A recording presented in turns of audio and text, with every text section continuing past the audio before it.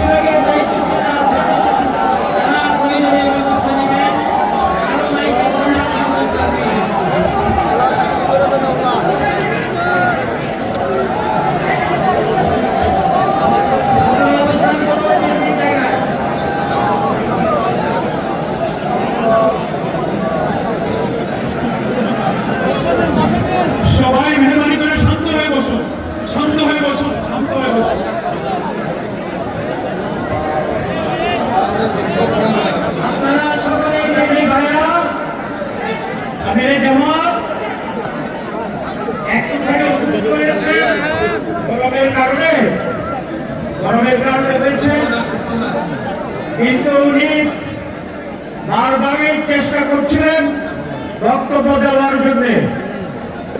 ডাক্তাররা বলছেন ওনার বক্তব্য রাখা ঠিক হবে না। ওনার যে বক্তৃতা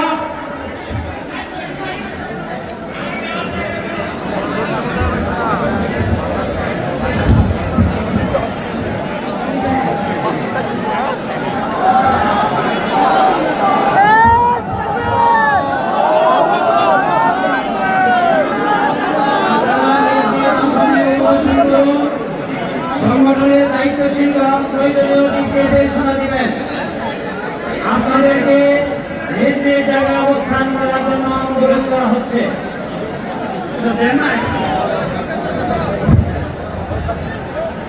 আপনাদের এই ড্রোনগুলো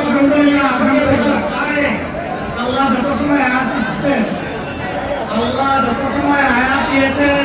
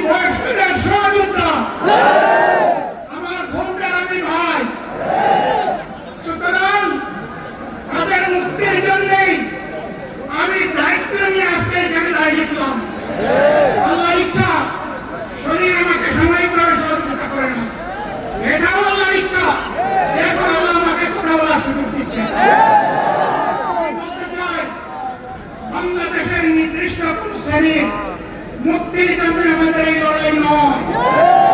রাস্তার একজন পরিচ্ছন্নতা কর্মী, চা বাগানের একজন শ্রমিক,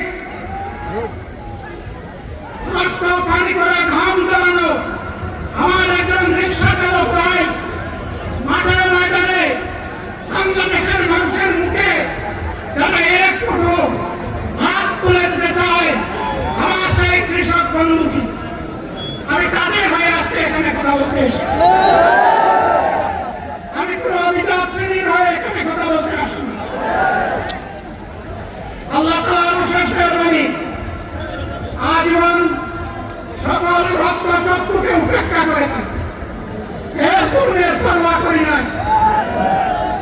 আমার আফসোস, 24 সালে জাতিকে মুক্তি দিতে গিয়ে যারা জীবন দিয়ে শহীদ হলো, আমি তাদের একজন হতে পারলাম না। আপনাদের কাছে দোয়া চাই, ইনসাফের ভিত্তিতে একটি দেশ গড়ে তোলার জন্য আগামীতে যে লড়াই হবে, আমার আল্লাহ যেন সেই লড়াইয়ে আমাকে একজন শহীদ হিসাবে কবুল করেন। সম্মানিত বন্ধুগণ, আমাদের প্রিয় শহীদ নেতৃবৃন্দ 2006 সালের 28 অক্টোবর থেকে শুরু করে পল্টন গণহত্যা, শাপলা গণহত্যা, সারা দেশের গণহত্যা, পিলখানার গণহত্যা, 24-এর গণহত্যা, এই গণহত্যা যারা করেছে তাদের সকলের বিচার বাংলাদেশের মাটিতে নিশ্চিত করতে হবে। এদের বিচারের দৃশ্যমান প্রক্রিয়া শুরু না করা পর্যন্ত পুরনো ব্যবস্থাপত্রে বাংলাদেশ আর চলবে না।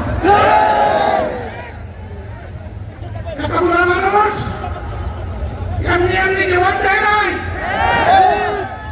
জীবন দিয়েছে জাতির মুক্তির জন্য। আমি প্রশ্ন ঢোকা পুরোনো সব কিছুই টিকে থাকবে, তাহলে কেন তারা জীবন দিয়েছে? যারা ওই ব্যবস্থাপনায় বাংলাদেশকে আবার করতে চান, তাদেরকে আমরা বলি, জুলাই যুদ্ধ করে যারা জীবন দিয়েছে, আগে তাদের জীবনটা ফেরত এনে দেন, শক্তিটাকে ফেরত এনে দেন। আপনারা পারবেন না, যেহেতু পারবেন না, এই নতুন ব্যবস্থায় নতুন বাংলাদেশ গড়ে তোলা হবে ইনশাআল্লাহ। শিশু, কিশোর, যুবক, মা, বোন, শ্রমিক, ছাত্র, জনতা, ব্যবসায়ী, সবাইকে এই দেশ, এই সংবিধান, এই রাষ্ট্র নিরাপত্তা দিতে পারবে, সেই নতুন বাংলাদেশ আমরা গড়ে তুলতে চাই। ভাইয়েরা, আমাকে সবাই চাপ দিচ্ছে, কেউ বলে ভাই শেষ করেন, কেউ বলে চাচা শেষ করেন। আমি তাদেরকে নিশ্চয়তা দিয়ে বলছি, আমার মুখ আমার আল্লাহ নির্ধারিত সময়টাকে এক সেকেন্ডে হবে না। এক সেকেন্ড আগেও আমি যাবো না। মহান আল্লাহর কাছে আবারও তৌফিক চাই। আপনাদের কাছে যে কষ্ট হয়েছে, আমি তো এখানে শান্তিতে বসেছি, কি কষ্ট হচ্ছে আমার ভাই, এই কষ্ট আল্লাহ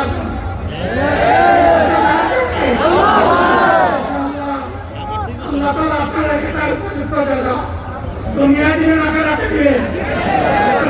এই টাকার বিনিময়ে নতুন বাংলাদেশ আমরা পেয়ে যাব। আসুন সেই বাংলাদেশের জন্য একটা আস্থাবান দিয়ে শেষ করি। নারায়ে তাকবীর। আসসালামু আলাইকুম ওয়া রাহমাতুল্লাহ।